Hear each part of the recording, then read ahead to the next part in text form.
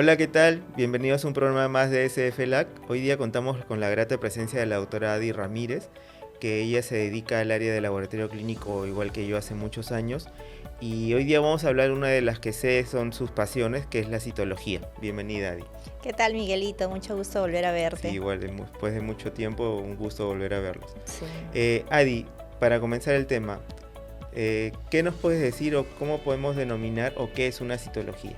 Bueno, la citología es el estudio donde podemos evaluar por parte del microscopio la evaluación de las células, si tenemos células de repente normales, si tenemos microorganismos o si tenemos algunas alteraciones a nivel celular. Distintos métodos existen para hacer una citología. ¿Cuáles son los más usados o los más recomendados? Bueno, podemos utilizar el PAF, el PAF, el raspado, la impronta. Podemos utilizar varios métodos y mucho depende en ese momento qué tipo de masa tenemos o qué tipo de lesión para ver el método adecuado que vamos a utilizar. ¿Qué diferencia uno del otro? Por ejemplo, la impronta es en la misma lesión, nosotros vamos a colocar la lámina para poder exfoliar esas células. El raspado vamos a tener que utilizar de repente por ahí una hoja de bisturí sin filo para poder raspar y exfoliar esas células, y el PAF que solamente utilizamos la aguja, y el PAF que sí utilizamos la aguja con el émbolo, con la jeringa, con todo. Son diferentes métodos que se utiliza y cuál es mejor, cuál no va bien. Es que mucho depende en ese momento qué tipo de masa sea, si es una masa ulcerada, si es una masa con costra, y en ese momento pues uno toma la decisión, no, mejor este método, mejor aquello. ¿Depende de la dureza de la masa también para la decisión del método y del tejido? Sí, también mucho tiene que ver la dureza. Incluso hay veces que yo he realizado punción a determinadas masas y de pronto estás haciendo el PAF o estás haciendo el PAF y jalas con la jeringa y encuentras líquido. Entonces cuando encontramos esa cantidad de líquido lo colocamos en un minicole con ETA como si fuera una muestra de sangre, la homogenizamos y luego la llevamos al laboratorio para que eso se forme un sedimento, y ese sedimento es el que nosotros evaluamos. En sí, en ese momento es como que en ese momento cuando vemos ya la lesión, vemos la masa, vemos el método adecuado para utilizar esta técnica, o a veces utilizamos varias técnicas. Hay veces que he tenido masas donde de pronto haces el PAF, el PAF, el raspado, la impronta, entonces terminas utilizando todo. Para quedar claros, entonces el PAF, punción por aguja fina, Exacto. es solamente agarrar la aguja, introducirla en distintos ángulos y tomar la muestra que queda en la copita de la aguja. Exacto. En cambio el PAF es punción por aguja fina Y aspiración. punción y aspiración por aguja fina. Sí. En este caso usas el émbolo, Sí. todo el equipo. Una vez que tienes la muestra, como tú dices, puedes usar más de un método dependiendo la masa o el tejido. En algunos casos el tamaño importa, y en este caso yo sé que el tamaño de la aguja y el G o el Gauss de la aguja importa. Porque si es una masa blanda no vas a usar una 18 o una 20. Y si tienes una masa muy dura no vas a usar una 21 o 23 o 25, ¿no? ¿Cómo tenemos que tener esa consideración? Por ejemplo, si es una masa pequeña, si son masas de repente cerca al ojo o en una zona de repente un poquito riesgosa, a mí me gusta utilizar mucho la tuberculina, la pequeñita. Pero si de repente son masas gigantes, que de repente por la ubicación, de repente ya estamos sospechando de un fibrosarcoma, de un mastocitoma, a mí me gusta utilizar bastante la 21, sea 21 o 21 por 1,5. Porque obviamente se sospecha pues que va a ser de repente la punción un poquito más cruenta, vamos a ejercer más presión a la toma de muestra. O sea, la contaminación con sangre muchas veces es inevitable, Sí, pero eso sí. hay que tratar de evitarla. Sí, eso Hay que sí. tratar de evitarla porque pues lo que queremos ver no son células sanguíneas, sino son células del tejido que vamos a analizar. Y la sangre complica mucho a veces, ¿no? Sí. Un punto importante que dijiste es el tema de la muestra cuando es líquido en EDTA. Eso es para evitar que se forme un coágulo y poder hacer una evaluación adecuada de la muestra. Sí, sí, porque muchas veces, las masas tienen contenido líquido y si nosotros retiramos ese contenido líquido, que a veces es abundante, a veces no solamente sale un poquito, sale 1 ml, 2 ml, porque hay masas Quísticas. grandes, exactamente, es muy importante colocarlo en la ETA y luego evaluar ese sedimento para que las células mismas no se deterioren, porque si de repente yo coloco ese líquido en un contenedor de tapa roja, voy a deteriorar esas células. Hay procesos tumorales donde las células son muy frágiles, por ejemplo en los linfomas, las células son muy delicadas, entonces uno tiene que tener bastante cuidado con las células porque de pronto si no se rompen, se lisan y no nos permite observar bien esas células. Hablando, justo mencionaste el tema de los linfomas. Sé que para los ganglios hay que tener una consideración especial para las punciones porque son un tejido muy delicado. Sí. Yo sé que no siempre vas a poder dividirte por mitosis e ir a tomar tú la muestra. En muchos casos los colegas, y justo hace poco escuché que nosotros deberíamos estar capacitados para tomar una muestra, una punción. ¿Qué recomendación nos darías puntualmente para ganglios? ¿Cómo tenemos que manejar la toma de muestra de un ganglio? ¿Y qué ganglios tomar? Bueno, a mí me gusta tomar mucho todos los ganglios excepto los que están ubicados en cabeza, porque pues los que tienes ahí, submandibular, por ahí te puedes confundir con otro tipo de, por ejemplo, las glándulas salivales, entonces ese tipo de linfonodos no se debería tocar. Los axilares, obviamente tener bastante asepsia porque estás punzando el linfonodo, tener bastante asepsia, desinfectar bien el área y punzar en diferentes ángulos. Bueno, en mi caso, yo a veces misma voy a realizar la toma de muestra. Una de las falencias, por ejemplo, es el tema de la toma de muestras. Esa es la falencia más común. Entonces hay que utilizar diferentes ángulos, con la aguja diferentes ángulos para hacer la extracción adecuada de la toma de muestra. En mi caso, yo misma voy a realizar la toma de muestra porque me he dado cuenta que cuando me envían las láminas al laboratorio, a veces solamente encuentro tejido inflamatorio y por ahí yo pido que me envíen las fotos. Le digo, doctor, por favor envíeme la foto, dónde está ubicada la masa, para uno hacerse idea de qué también podría ser. Y ese es uno de los errores que comúnmente me encuentro. O sea, me envían la foto de la lesión, de la masa, veo las láminas y no concuerda, porque veo a veces puro tejido inflamatorio y digo, no, pues no es. Y entonces le digo, doctor, por favor, punce otra vez. Pero creo que es algo que se tiene que trabajar bastante con los colegas, a hacer una toma adecuada de muestra. Tenemos que hacer un taller con eso. Pues, sí, tiene que haber un taller teórico-práctico. Sí. Justo mencionaste que muchas veces encontrabas solamente células inflamatorias. El ser o no ser, ¿cuándo tomo la muestra? Cuando tengo un cuadro inflamatorio, porque obviamente muchas neoplasias van a causar un cuadro inflamatorio secundario. Uh-huh. Si tengo una inflamación, ¿tomo en ese momento la muestra o espero que la inflamación baje? Lo ideal es esperar que la inflamación baje, porque cuando tienes un proceso tumoral con inflamación, a veces esas células tienden a ser muy pleomórficas. Entonces, citológicamente te puede hacer pensar que estamos frente a algo muy maligno cuando realmente no lo es. Entonces lo ideal es que de repente el médico, el clínico trate con antiinflamatorios hasta que baje la inflamación y podamos luego exfoliar la cantidad de células adecuadas ya del proceso tumoral. Cuando te refieres a células pleomórficas, ¿quiere decir que pueden confundirse con una célula neoplásica? Sí, se pueden confundir. Sí. Y darte un falso positivo. Exactamente, sí. Entonces en esos casos la indicación sería, si tienes un tejido compatible y después a las 2 semanas bajó o mejoró, pues es repetir una muestra. O si encontramos que hay inflamación y enviamos la muestra y no nos queda bien seguro el diagnóstico, sería lo ideal o lo recomendado sería repetirlo en un par de semanas, que haya resuelto la inflamación. Exactamente, sí, siempre lo ideal es volver a repetir. Y la ventaja es pues que la citología es una técnica sencilla, no es muy costosa y es muy práctica, entonces podemos repetir la toma de muestras cuantas veces sea necesario.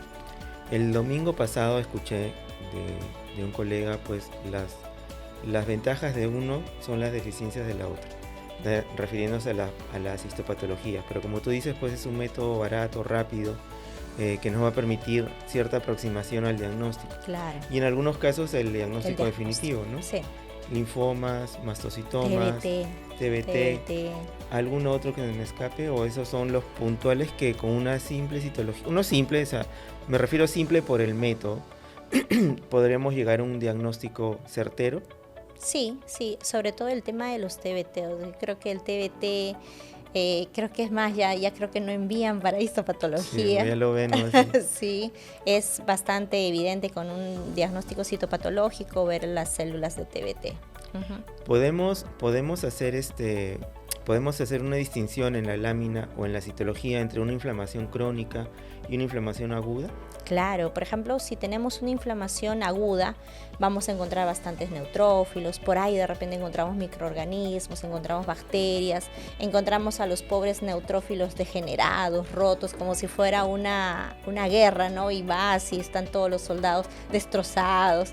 Los pobres neutrófilos los encontramos a veces así, pero mientras cuando es ya algo crónico, ya encontramos de repente macrófagos, a veces encontramos incluso macrófagos espumosos, que hay que saber diferenciar citológicamente porque a veces esos macrófagos tienen una forma que si uno no tiene la experiencia adecuada, puedes confundirlos con células neoplásicas cuando no lo son. El macrófago, hoy me gusta decir que es el gran imitador. Para mí el macrófago es un payaso. Le gusta imitar muchas células, le gusta disfrazarse de diferentes formas y eso te puede hacer confundir. ¿Siempre vamos a encontrar neutrófilos degenerados o podemos encontrar citologías inflamatorias sin neutrófilos degenerados? Sí podemos encontrar sin neutrófilos degenerados. También mucho tiene que ver la carga bacteriana que podamos encontrar. Muchas veces yo he encontrado bastantes neutrófilos degenerados, sobre todo donde hay citopatologías donde la carga bacteriana es abundante. Y los pobres neutrófilos, bastantes bacterias, pobres neutrófilos rotos. Da pena, pero siempre me gusta relacionarlo con un tema como que estás yéndote a la guerra, al campo de batalla literal, y ves a los pobres soldados así, ¿no? Destruidos. Sí, todos destruidos. Entonces, hablando de bacterias, si es una infección, tengo entendido, por ahí leí que las bacterias tienen que estar fagocitadas para indicar que es un cuadro infeccioso. Porque si las encontramos libres, mayormente puede ser o posiblemente es contaminación. ¿Es tanto así o podemos encontrar ambos escenarios? Podemos encontrar ambos escenarios, pero mucho también tiene que uno juntarlo con el tema de la clínica. Por ejemplo, en problemas de piel, en piodermas, a veces los encontramos pocos neutrófilos fagocitando y la mayoría que están las bacterias libres. Entonces, porque encontremos de repente la mayoría de neutrófilos libres que no estén fagocitando, no vamos a decir no es un proceso como tal o solamente es contaminación. Ahí tenemos que juntarlo de dónde hemos sacado la lesión, cómo era, ya con el tema clínico. ¿Y cuándo podemos hablar de una inflamación mixta o piogranulomatosa, creo que es el término? Ajá, sí, piogranulomatosa. Por lo general, las inflamaciones piogranulomatosas vamos a encontrar mayor cantidad de macrófagos, y estos macrófagos a veces espumosos, sobre todo se da en micosis, por ahí de repente tenemos algún paciente con dermatofitosis y encontramos eso. Aunque también los perritos pues salen al parque a jugar y a veces se punzan con algún objeto y ahí encontramos inflamaciones piogranulomatosas. Sobre todo vamos a encontrar macrófagos activados, macrófagos espumosos, macrófagos que están comiendo algo y los ves todos a veces monstruosos, que están desesperados por comerse de todo. Genial. Entonces ya sabemos cuál es la diferencia entre una inflamación y los tipos de inflamación que podemos encontrar. Podemos encontrar en la lámina una célula neoplásica, una célula inflamatoria y una célula totalmente normal. Sí. Que no sabe qué hace ahí, pero está. Sí, ahí está. ¿Y cuál es la diferencia o cuál es la diferencia? Sé que hay un montón de diferencias, pero ¿cuáles son las más importantes o las más resaltantes entre decir, oye, ¿sabes que esta célula es inflamatoria o es una célula normal y esta sí es una célula neoplásica? Por ejemplo, si yo veo, evaluando las láminas, que el porcentaje celular, estamos hablando de que la mayoría sean neutrófilos, macrófagos, células inflamatorias, entonces es probable que estemos frente a una inflamación y no a un proceso neoplásico. Obviamente, en procesos inflamatorios podemos encontrar fibroblastos, podemos encontrar mastocitos. Y ahí viene mucho el tema de la práctica, porque no es que porque veas un mastocito, otro mastocito, wow, de repente tengo un mastocito más. No, los mastocitos van a estar en procesos inflamatorios, entonces es normal que nos los podamos encontrar. Pero si la cantidad de células que encontramos, sobre todo son células inflamatorias, pues estamos frente a un proceso inflamatorio. Que podemos encontrar mastocitos u que otra célula, sí es normal. Pero si al momento de la evaluación de mi lámina yo encuentro sobre todo células de repente con características de los fibrosarcomas, células de estirpe del tejido conjuntivo, pero con alteraciones, binucleadas, con mitosis bizarras, y no encuentro muchas células inflamatorias, la cantidad de células inflamatorias son pocas, entonces estamos frente a un proceso neoplásico. ¿Qué tanto nos podemos guiar en una citología por la relación núcleo-citoplasma, por la cantidad de nucleolos o de núcleos que tiene la célula para decir, oye, sí, está tranquila o esta sí está fea, es una célula neoplásica? Ya, por ejemplo, en el caso de los linfomas, voy a tocar acá, son tumores que exfolian muchas células y tienen ciertas características. Entonces, si por ahí yo veo de repente muchas mitosis, muchas aberraciones celulares, ya me puedo ir inclinando que probablemente ese linfoma sea muy, muy maligno, ¿no? Porque vamos a encontrar muchas alteraciones. En el caso de tumores de estirpe mesenquimal, ahí viene un detalle porque son tumores que tienen la característica de que no exfolian muchas células tumorales. Por lo general, por ejemplo, en los hemangios vamos a encontrar bastantes eritrocitos y una que otra célula aislada de estirpe mesenquimal. Pero lo que yo tengo que buscar si encuentro células de estirpe mesenquimal es si se notan los nucleolos, cuánta relación núcleo-citoplasma hay en esa célula, cuán grande se le ve, cuán pleomórfica hay, porque un tejido sano, todas las células son como de la película de los pingüinitos, bonitas y gorditas igualitas. Entonces, un tejido sano tiene que ser así, bonito, gordito, todas igualitas, todas formaditas. Pero un tejido ya canceroso, las células son aberrantes. Una es chiquitita, la otra es grande, gordita, se notan los nucleolos, se notan las mitosis, binucleaciones, trinucleaciones, a veces cuatro nucleolos. Entonces ya ahí tú te das indicativo de que no, pues son células cancerosas, son células aberrantes, son células que perdieron sus características. O sea, en un tejido normal tendríamos que tener una homogeneidad. Exactamente, todas tienen que ser bonitas y gorditas. Y en un tejido neoplásico tendríamos células heterogéneas, podríamos decir. Muy pleomórficas. ¿Qué palabras clave tendríamos que aprender en nuestro diccionario veterinario para saber leer una citología y cómo podemos leer rápidamente, en términos rápidos, una citología? Nos llega el informe, la fotito bonita, si es que te la dan, y te dicen un diagnóstico. Pero tenemos que ver la parte de arriba, supongo. ¿Qué palabras clave tendríamos que...? Pleomorfismo, relación núcleo-citoplasma, ¿qué otras palabras por ahí tenemos que apuntar y ir a nuestro diccionario veterinario y tenerlas en la cabeza? Allá, por ejemplo, anisocitosis, pleomorfismo, binucleaciones, mitosis bizarras, trinucleaciones, relación núcleo-citoplasma alto o bajo, todas esas palabritas yo creo que el clínico tiene que tomarlas en cuenta, que si las escucha o si las lee o no las lee en un informe. Y obviamente el tema del diagnóstico, ¿no? del patólogo, qué es lo que te indica, ¿no?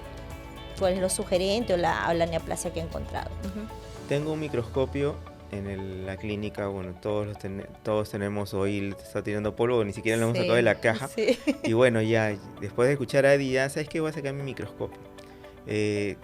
¿Cómo podemos hacer para comenzar con esto? ¿Qué citologías básicas podemos hacer? Y qué tinciones rápidas y prácticas, porque muchas veces en la clínica pues lo que falta es tiempo. Sí, y yo creo que lo primero es practicar con el tema de los frotis sanguíneos. Yo creo que una base para la citología es que uno sepa diferenciar las células normales, por ejemplo, un eritrocito, un neutrófilo, un monocito, un eosinófilo, para poder avanzar al tema de ya células citológicas, ¿no? De repente de algún proceso inflamatorio o neoplásico. Entonces yo creo que primero desempolvar tu microscopio, que uno lo tiene guardado ahí, tratarlo bonito y luego empezar a practicar con los frotis sanguíneos. Empezar a practicar, porque así yo empezando a practicar con los frotis.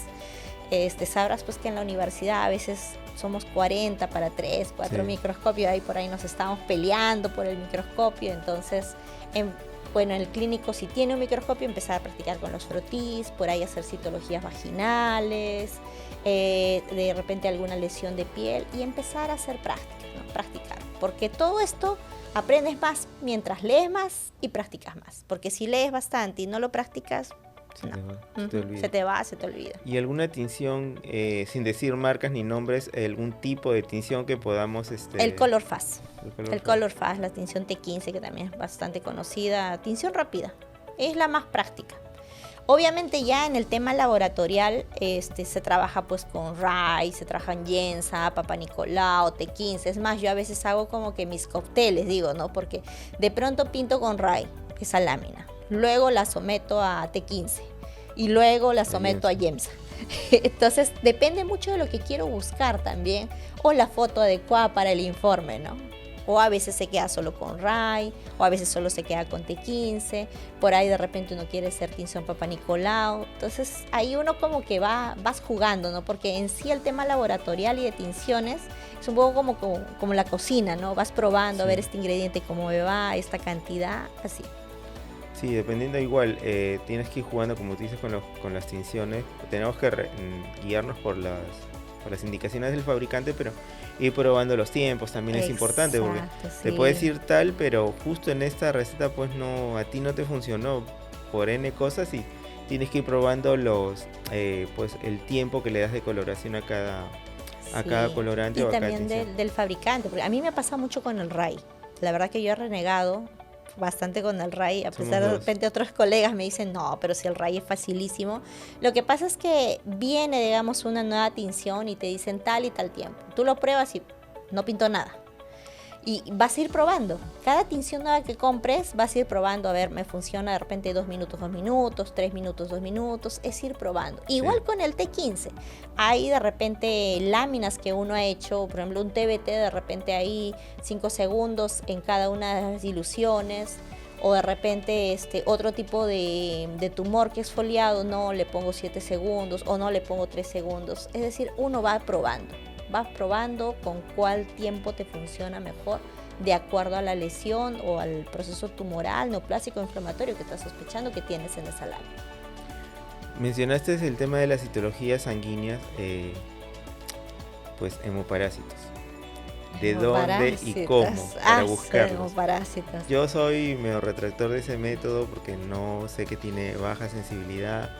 Bajísima, pero pues si pero queremos se usa. Se usa. Si queremos mejorarla, tenemos que tomar la muestra de ciertos lugares o de cierta ubicación y pues y tener ciertas consideraciones.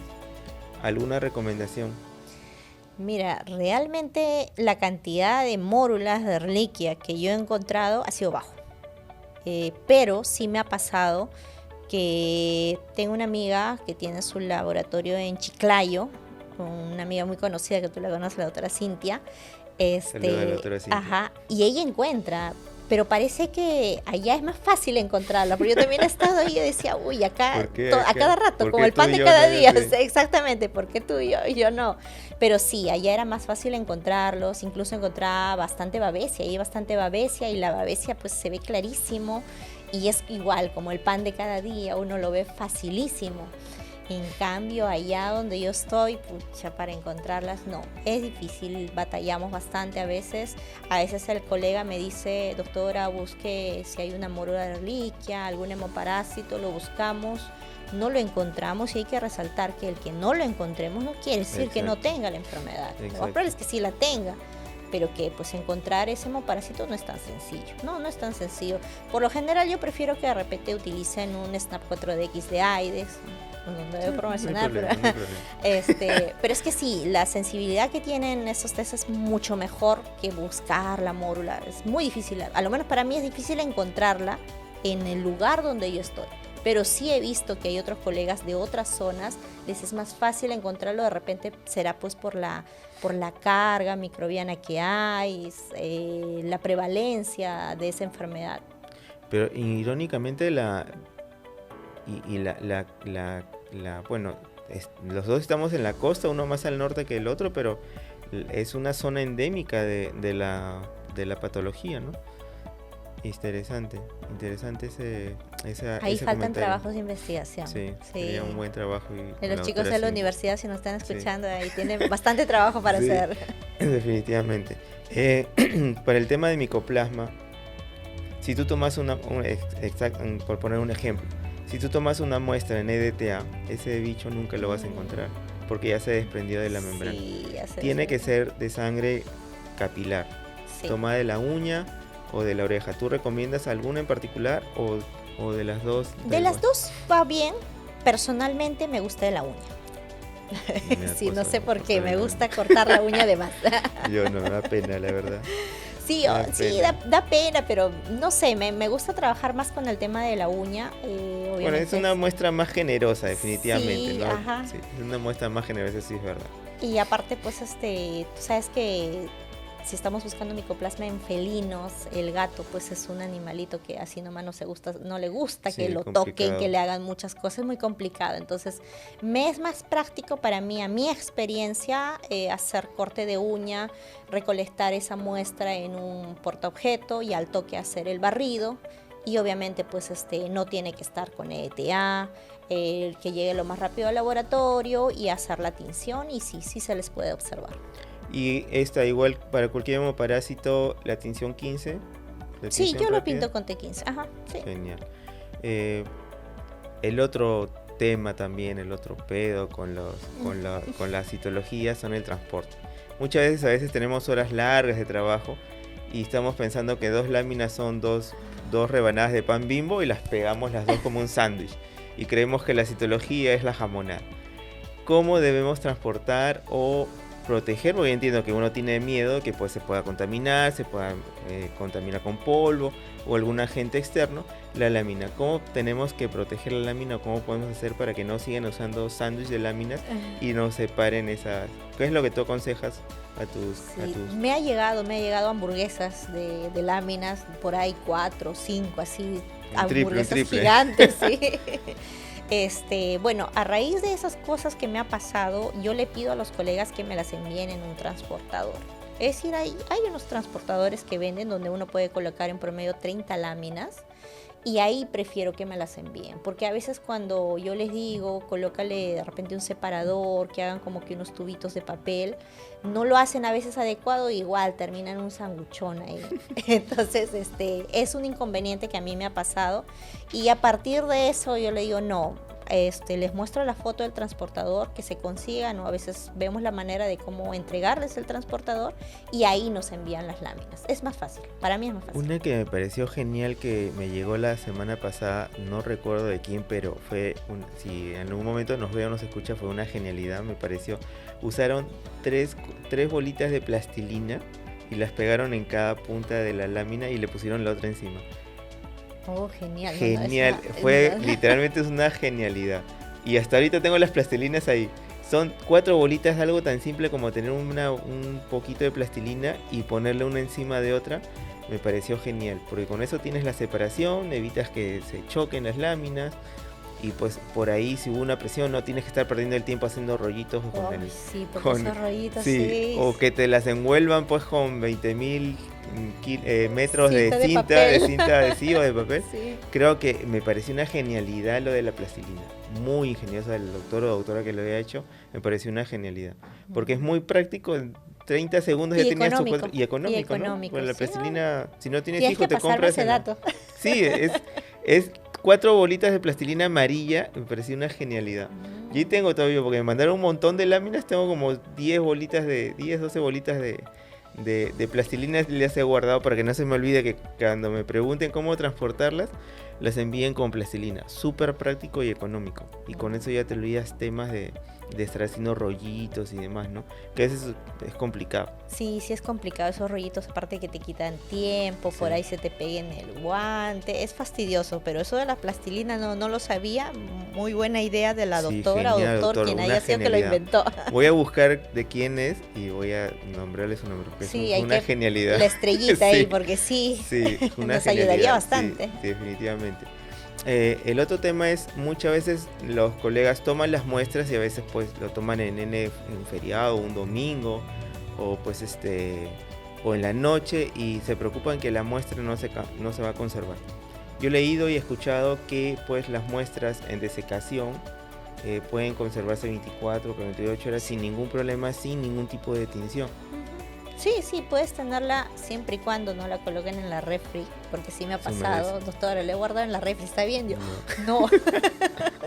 Sí, siempre y cuando no la coloquen en la refri, ahí al medio ambiente, obviamente bien cubiertas, ¿no? Para que no haya contaminación de polvo, sí, tranquilamente puede estar varios días hasta que puedan ser transportadas al laboratorio y ser sometidas a tinción, sí, no hay ningún inconveniente. Lo otro es, si tienes alguna tinción, puedes hacer la fijación. ¿Tú recomiendas que la fijen el metanol o mejor que no le dejen ningún tipo de fijación? Personalmente a mí no me gusta que la fijen, o sea, prefiero que la dejen así, tal como está, porque no vaya a Al ser natural. que, sí, porque hay algunos que me ha pasado que me dijo, doctora, ya lo fijé, ¿con qué lo fijaste? ¿Con alcohol? ¿Y por qué? ¿Quién te dijo? Ajá, ¿quién te dijo? Sí. ¿Quién te dijo? O, doctora, se me acabó el metanol, pero le añadí alcohol y con eso lo Ya. fijé. Uy, qué buena. Sí. Ay, ya. Yo, Y no. tú jalándote los pelos en la línea. Sí, ahora ¿cómo hago? Sí. Entonces prefiero que no.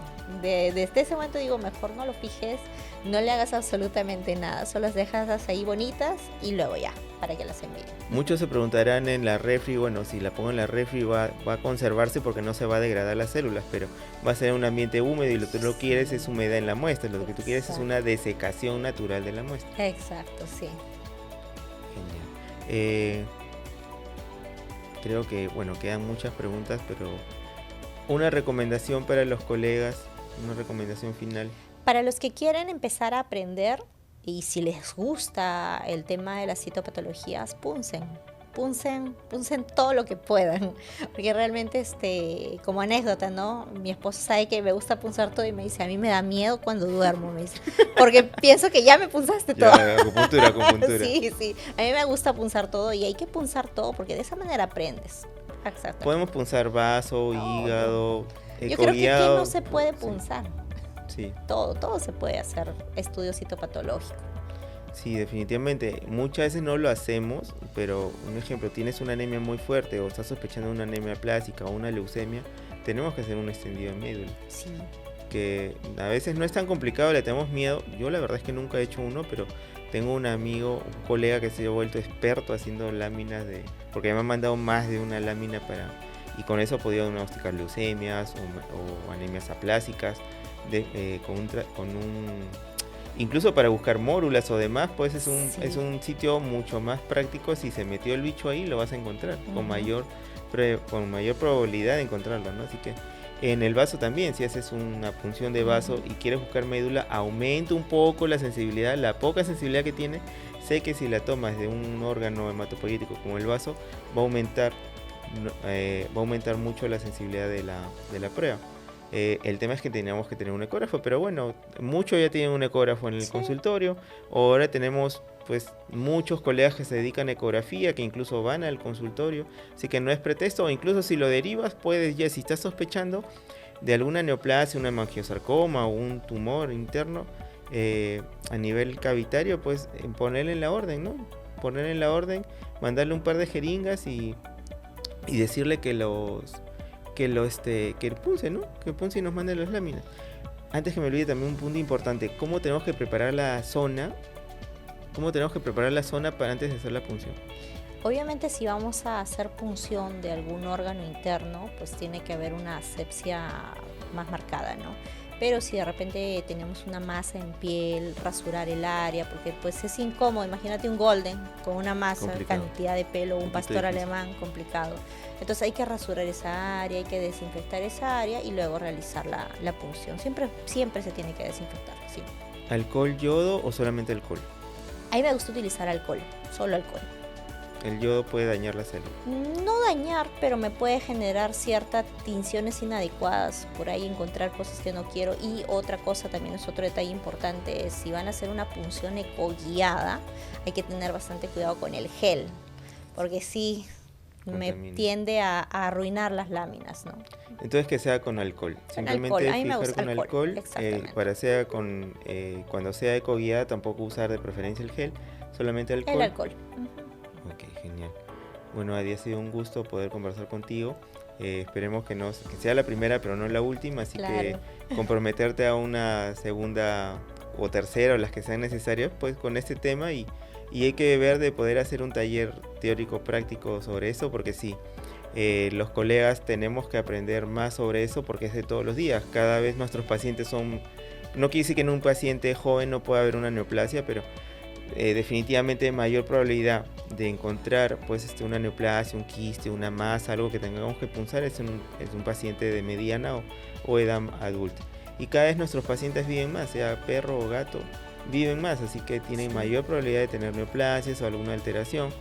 Y pues definitivamente tenemos que llegar a un diagnóstico, no solamente decir, ya déjala ahí o ve si crece, no, tenemos que punzar, como dices tú, como dice el doctor Couto, punza todo lo que veas. Y esa es una realidad, tenemos que punzar, no quedarnos con la duda, porque hay neoplasias pues como el mastocitoma que se puede parecer a cualquier cosa y tú tienes un mastocitoma gritándote ahí por todos lados y, no, es un lipoma. Y esa mala costumbre tenemos que, es una bolita, no, es un lipoma, vamos a ver si crece. Tú no sabes si es un lipoma, no tienes un microscopio en el ojo o un ecógrafo en el otro. O sea, tenemos que punzar toda masa, todo tejido anormal, tenemos que punzar. Y si es un cuadro inflamatorio, enhorabuena, que sea un cuadro inflamatorio, pero ya estamos seguros que es un cuadro inflamatorio. Claro. Bueno, muchísimas gracias, Adi. A ti, Miguelito, por la invitación. Gracias a todos y pues los esperamos en una próxima oportunidad. Chau. Hasta luego.